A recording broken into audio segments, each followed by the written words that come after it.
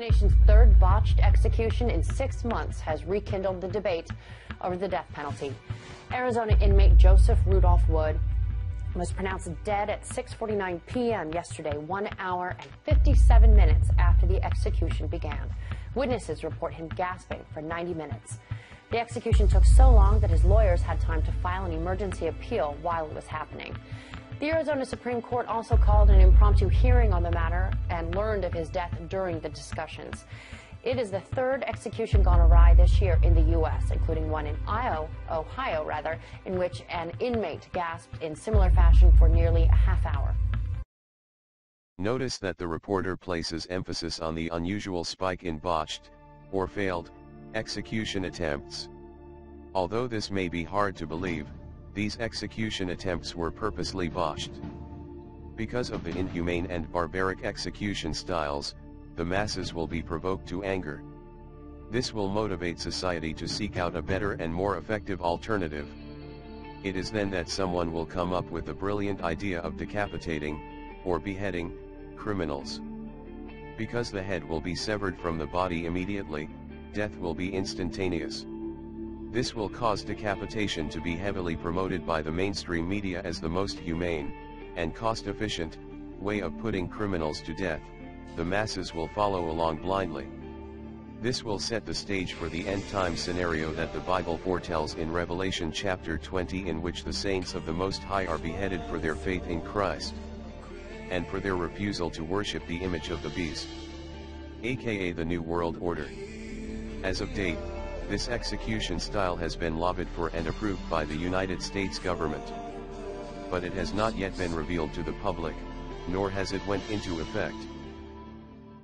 The nation's third botched execution in 6 months has rekindled the debate over the death penalty. Arizona inmate Joseph Rudolph Wood was pronounced dead at 6:49 p.m. yesterday, 1 hour and 57 minutes after the execution began. Witnesses report him gasping for 90 minutes. The execution took so long that his lawyers had time to file an emergency appeal while it was happening. The Arizona Supreme Court also called an impromptu hearing on the matter and learned of his death during the discussions. It is the third execution gone awry this year in the U.S., including one in Ohio, in which an inmate gasped in similar fashion for nearly a half hour. And finally, a U.S. federal judge has called for the return of firing squads as a method of execution following a recent string of botched lethal injections. Alex Kozinski labeled the lethal injection method as a dishonest attempt to disguise the brutal nature of capital punishment. Kozinski justifies his distaste for lethal injections, claiming the method is hampered by drug shortages. He insists that firing squads would never be troubled by a lack of guns or ammunition. The chief judge also said the guillotine is probably the best method, but seems inconsistent with national ethos. Kozinski's comments come after the botched lethal injection of People generally forget the mistakes of the past. Citizens who were caught up in Hitler's Nazi Germany hardly noticed the gradual development of extremism, mainly due to high emotions and dazzling propaganda. But history often repeats itself.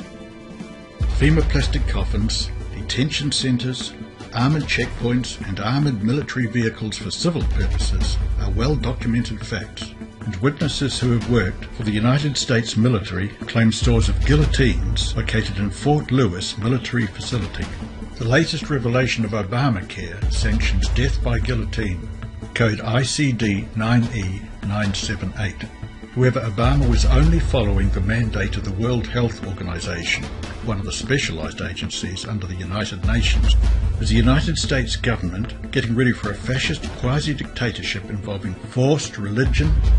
It would not be the first time that fascism and counterfeit Christianity have merged.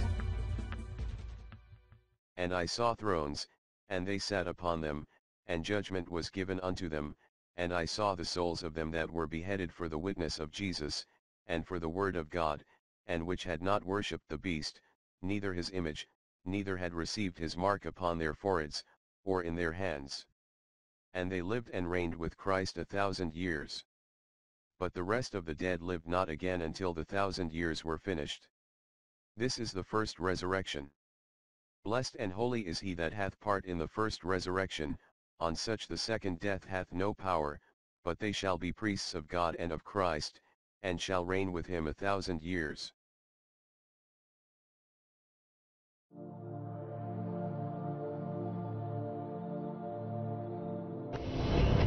Okay guys, Stone Guy 223 here.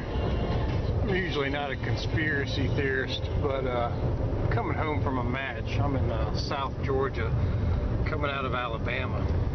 Check this shit out. UN. Coming out of Alabama. UN trucks. These look like brand new vehicles. Sure what the hell is going on with this, or why we got UN trucks coming out of Alabama, or at least they're Alabama truckers. No identification on them, just UN trucks. Yeah, these are definitely brand new. All the furniture's brand new on them. I wonder what the hell's up with that. Now, there's a bill making its way through the House addressing a big controversy in Washington. On executive authority, it would require the president to enforce laws passed by Congress, signed into law, but the White House already saying President Obama, he'd veto this bill if it ever arrived on his desk. What does Republican Senator Rand Paul think about that? Fresh off a CPAC win, sir, good morning to you. Good morning, Bill. Thanks for having me. You back this bill on the Senate side. Congress has the legal authority to sue the president. Why is this even an issue? Well, you know, the number one question I get when I go home or when I'm out traveling around the country is, how can the president amend legislation? How can he do this without the permission of Congress? Because he seems to be writing his own laws whenever he feels like it. The problem is we can't sue him because we don't have standing in court. So the legislation that I've introduced in the Senate would actually give us standing so we could sue and say, hey, this is unconstitutional. Because right now, if we go to court against the president, they throw the case out. So we do need standing. He also does need to enforce the law. We write laws, and he's just deciding willy-nilly. If he likes it, he enforces it. If he doesn't, he won't enforce it. And we really think he needs to be chastened, rebuked, and told that he needs to obey the Constitution. What the White House would argue is that that's executive privilege. That you have to amend amend laws, as they progress to make sure that the laws work. What do you think about that? I don't think that's a proper understanding of the Constitution. Really, Madison wrote that if we were to allow the president to write legislation or amend legislation, that would be a form of tyranny. So, no, that's not what our founding fathers intended by this. The executive is supposed to dutifully enforce the laws, and he's not supposed to cherry pick which laws he likes and which he doesn't. So I think if this can eventually make it into court, we'll win. But part of the question is, how do we get this into court? We know the president can refuse to defend the constitutionality of a statute, even one that he signs into law. Mr. Speaker, that is a lot of power. What are we to do when that amount of power is not enough? If a president can change some laws, can he change all laws? Are there any laws under your theory that he actually has to enforce? Wow, very volatile, heated on the Hill yesterday. Republicans getting tired of watching President Obama sidestep the laws that they have worked to pass and put into legislation. So now we're starting to see some serious pushback on this. Yesterday, the House voted to bring their grievances over this hot-button issue to the courts, making it possible for them to sue the president. The president says, surprise, surprise, that he would veto that bill. There is a new worry on our southern border tonight, with border agents overwhelmed by this huge recent surge in illegal immigrants. The cartels are now taking advantage. Megan, let me just say this. What I watched over the last few days is so problematic that what I'm about to say on your show is the most important thing I've ever said on your show. We have so many problems facing this country. We know them all, especially the major ones: joblessness, welfare, national security, so on and so on. And as I stood on that border and I watched those cartels drag over all the things they did, I went over to the bus depots and watched thousands upon thousands of illegal aliens be bussed around almost as if they were at Disneyland, being sent off to somewhere USA. All I could think was that all those major problems just became a major epidemic. Our Border Patrol, I met with the Border Patrol today. I met with them secretly. They told me the morale is down. The criminals that are coming through this country is earth-shattering. And I can tell you this, I feel that our country and the future of our children have officially fallen off the cliff. Now a closer look at those militants tearing Iraq apart, boasting of their brutality with those images we showed you at the top. Tonight we're learning more about them and about the man who leads them. He spent years in U.S. custody. They have a strategy, and it's working. They use social media as a weapon.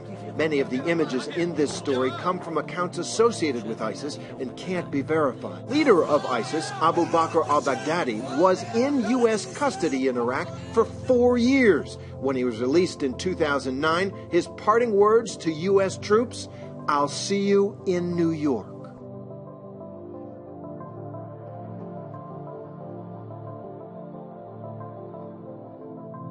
Former Secretary of State Hillary Clinton weighing in on the controversial prisoner swap of 5 Taliban leaders for Sergeant Bo Bergdahl's freedom. She was asked if the exchange was like making a deal with the devil. Here's her answer. Did he make a deal with the devil? If you look at what the factors were going into the decision, of course there are competing interests and values.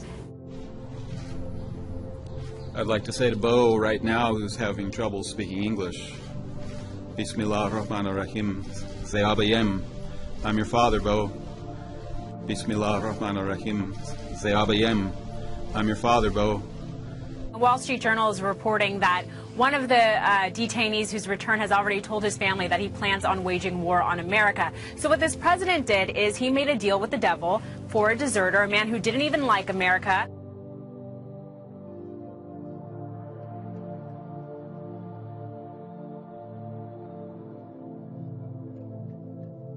In the spotlight tonight, America's gun problem. Yesterday morning, a 15-year-old student opened fire at Reynolds High School in Troutdale, Oregon, injuring a teacher and killing a fellow student before turning the gun on himself. My biggest frustration so far is the fact that this society has not been willing to take some basic steps to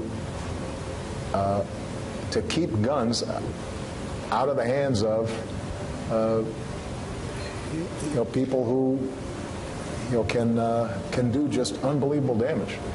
President Obama is rallying supporters of gay rights. He spoke at a fundraiser in New York City last night for political donors who are gay, lesbian, bisexual, or transgender. He believes more needs to be done overseas. There are still Americans out there who are vulnerable and alone and still need our support. So we can't stop. We've got to keep fighting. The president is promising to sign an executive order ending workplace discrimination by federal contractors based on sexual orientation. That would affect 14 million employees. I'm here to actually talk to you guys really quickly about this flag. This flag is not that old. This flag is the symbol of lesbian, gay, bisexual, transgender, and queer pride. So maybe all of you could help me read what it says out loud on the count of 3. 1, 2, 3. The flag is what fulfills me and what fulfills the vision I have of the world. One high school salutatorian banned from discussing his faith in a graduation speech. He fought back this week. Take a listen. In coming before you today, I presented 3 drafts of my speech. All of them denied on the account of my desire to share my personal thoughts and inspiration to you in my Christian faith. It wasn't one that your school wanted you to share. You had heard 3 times that you couldn't include faith. What did the school tell you? That's right. Now, the first and second times I submitted my speech last week, the school told me, as well as their attorneys, that any reference to God or Jesus or prayer of any kind was unconstitutional and they would pull the mic on me. Additionally, the third time I turned my speech in, they denied it and handed it back to me with God or any reference to my faith blacked out in black marker. I mean, but look, all of those, well, some would call them threats against your freedom of speech and religion. We're going to make sure we pay attention to this because this type of thing is happening more often than not these days, it seems. And it's a sad reality that this type of hostility has to go on. I go anywhere Greater Cleveland calls. 43-year-old Doug Odalecki admits that he's armed when he's on the streets, but it's with a video camera. And last Friday night, he captured this run-in with police. You're going to be cited if you don't get rid of the turn now. Like I said, I can't get rid of it, so you got to do what you got to do. The Parma man runs the Greater Cleveland Cop Block, which, according to Odalecki, holds police accountable for their actions. Last week, he took his camera to the corner of State and Brook Park Roads, where he held up a sign warning drivers that an OVI checkpoint was down the street. The sign said, "Checkpoint ahead, turn now." He said he's not for drunk driving. He's just against what he considers an abuse of power. It is a Nazi-esque style checkpoint. It is a papers, please type checkpoint. These guys are not out there for your safety or anything like that, so if you think that, think again. Our sobriety checkpoint is all about educating the public, and we need them to come through the checkpoint to educate them. The altercation was caught on camera as Odalecki insisted he had a right to warn drivers. According to state law, the police have to alert the public a few days before a checkpoint's set up. But in this case, they didn't like that he was telling drivers to, quote, turn now. So why is this thought to be a good idea to actually bring these high-caliber weapons into U.S. streets? I don't think it's a good idea. High-caliber weapons are extremely dangerous. This type of velocity is not necessary.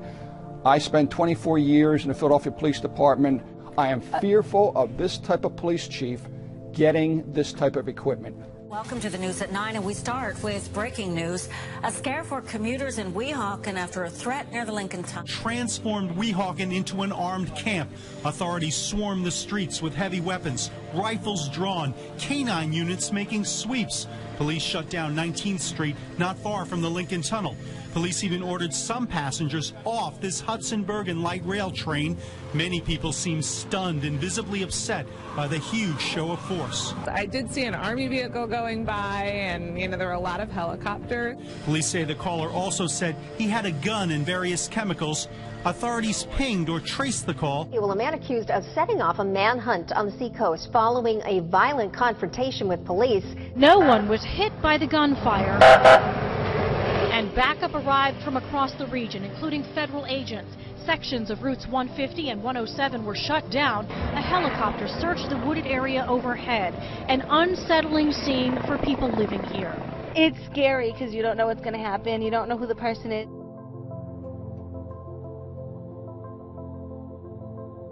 Good evening, everybody. President Obama and British Prime Minister Gordon today calling for a new world order to tackle our global economic crisis. It's been a long time coming, but tonight, because of what we did on this day, in this election, at this defining moment, change has come to America. All right, folks, there's a lot going on right now. Decisions being made that are unprecedented and will have an overreaching impact on what it means to live in the United States of America. Both the Senate and the House of Representatives have just overwhelmingly passed the National Defense Authorization Act. Squeezed into this military funding bill are two provisions that give the military not just lots and lots of money, but lots and lots of power as well. A new generation of surveillance drones could soon be watching us all. The Federal Aviation Administration is expected to announce plans to expand the use of domestic drones in American airspace. Well, get ready to look up at the sky and see drones hovering above. As of now, unmanned aircraft could only be used by military airspace and by certain law enforcement agencies. But this week, Congress passed a bill that would allow for commercial and private use of the drones. I have two words for you: predator drones. You will never see it coming.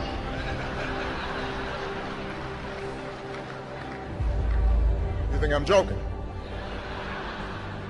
We're shopping and dining over Thanksgiving and maybe watching some football games. Big government Republicans and Democrats were busy shredding the last vestiges of the Constitution.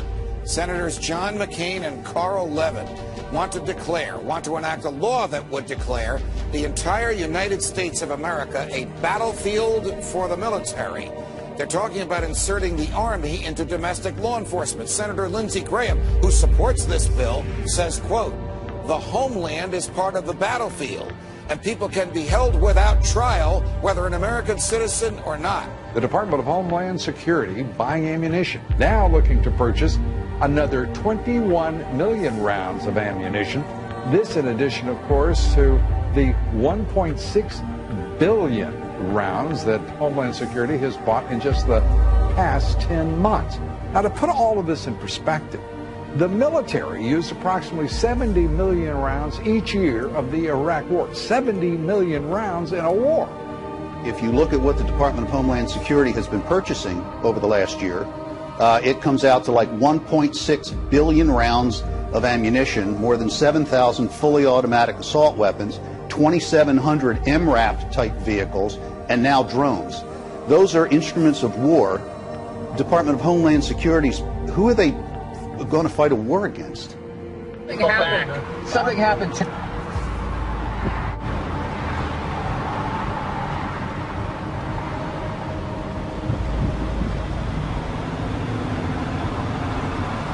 Robert Whitaker, the tactical supervisor for El Paso SRT for Homeland Security Investigations. Well, we have our big vehicle out here. It's an armored vehicle. It's an MRAP vehicle. It's mine resistant, ambush protected is what it stands for. That's what we use to deliver our team to high-risk warrant services. The affirmative task we have now is to actually create a new world order.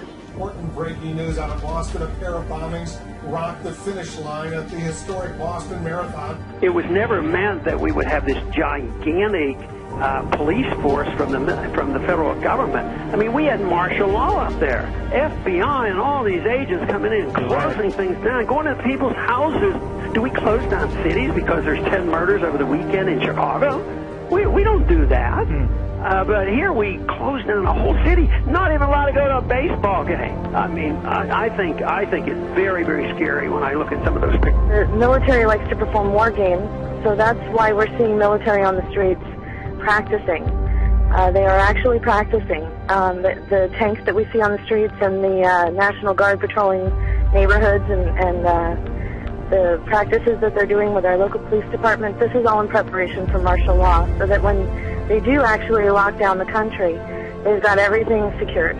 But I think what we're starting to see, for anybody who is objective at all, is we're seeing a totalitarian system now unveil itself. And ever since essentially 9/11 happened, it's been more and more of these draconian measures that are leading us right down the road to martial law. Particularly to hear President Obama claim the power to keep people in prison indefinitely with no charges against them, no conviction, no sentence, just imprisonment. It's particularly stunning to hear him make that claim in the middle of a speech that was all about the rule of law. This last week, the U.S. Congress passed a bill which repeals classic comitatus, which means that we have now institutionalized and codified martial law. Right now, the battle against terrorism involves all of us. Everybody in this country is a potential terrorist. We don't even understand freedom anymore. We are a country that is headed towards socialism, totalitarianism, beyond your wildest imagination. I have to tell you, I'm doing a story tonight that I wanted to debunk these FEMA camps. I'm tired of hearing. You know about them? Sure. I'm tired of hearing it. I wanted to debunk them. Well, we've now for several days done research on them. I can't debunk them. I don't know anything about it. It is our government. If you trust our government, it's fine. If you have any kind of fear that we might be headed towards a totalitarian state, look out, buckle up. There's something going on in our country that is ain't good. And they find a little red dot or a little blue dot on their mailbox, and they wonder what the little red dot and blue dot is. Well, it's marking your mailbox by the government, so when foreign troops come in here on us after martial law, but if you have a blue dot, they take you to the FEMA camps being built by Halliburton right now to house 50 million Americans are building enough concentration camps in America by Halliburton. So I'm going to tell all of you, if you have not bought ammunition, if you have not bought guns, go get them now. Go get them now, because you won't be able to get them much longer. Change has come to America. Practice Christianity and you could be court-martialed. That could be the new law of the land for our armed forces, thanks to a proposal by a religious tolerance group that claims Christian evangelists are predators. Is a war on religious liberty within the military, and that the Christianity of service members is now coming under attack by the Obama administration. These two workers have microchips? Right. Well, this is very, very real, and these microchips are about the size of a grain of rice. They get injected into your skin. Film. Humans injected with a tiny chip holding the key to all of their private information. But as you're about to see in our CBS 46 investigation, it's not fiction. In fact, it's being marketed in Georgia as life-saving technology. Life-saving technology.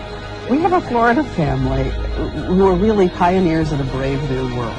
They have volunteered to be the first ever to have microchip identification devices implanted into their body. It is the first implantable microchip for humans that has multiple security, financial, and healthcare applications. One thing I would just suggest, I'm just an outside, soon-to-be investor. I love this idea, by the way, Scott. I think this... The Northside Independent School District in San Antonio has put tracking chips in the ID badges for more than 4,000 high school students. Well, it looks and sounds like something out of the future, but a new palm scanning device will help Bossier Parish schools keep better track of what children are eating at. The electronic device will be implemented at all Bossier Parish schools. Now we're seeing a complete totalitarian takeover of the United States of America. Now we've been talking about this for years now. This is the police state. This is the police state. This is what a total breakdown of our society looks like. But we're seeing all of this intensify. This is all intensifying around the Second Amendment. Should we be able to own guns or not? Let's take guns away from the people. These are very big, very hardcore issues.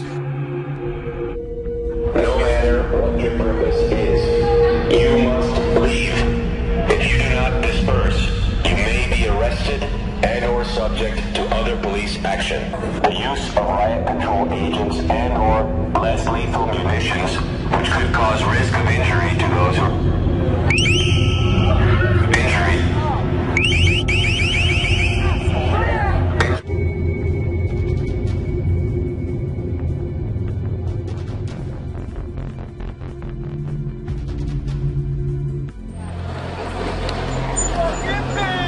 Wall of police now moving in.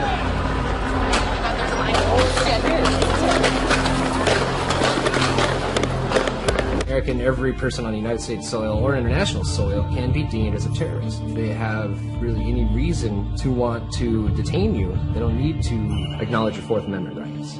It's what supported things like the Patriot Act and now the NDAA and the ever-encroaching police state. By order of the City of Pittsburgh Chief Police, I hereby declare this to be an unlawful assembly. I order all those assembled to immediately disperse. You must leave the immediate vicinity. Urban military training exercises are becoming an increasingly common sight in many U.S. cities. The Department of Homeland Security has spent the past year acquiring more than 1 billion rounds of high-performance ammunition. Do these developments suggest concerns over a potential terrorist attack? Are they preparations for widespread social upheaval? Is there perhaps something even more sinister underway? As an insider at the Department of Homeland Security who described urban warfare training as, quote, desensitizing exercises all across the U.S., adding that, quote, we're being prepared for mass civil unrest in major U.S. cities. DoD will be expected to help.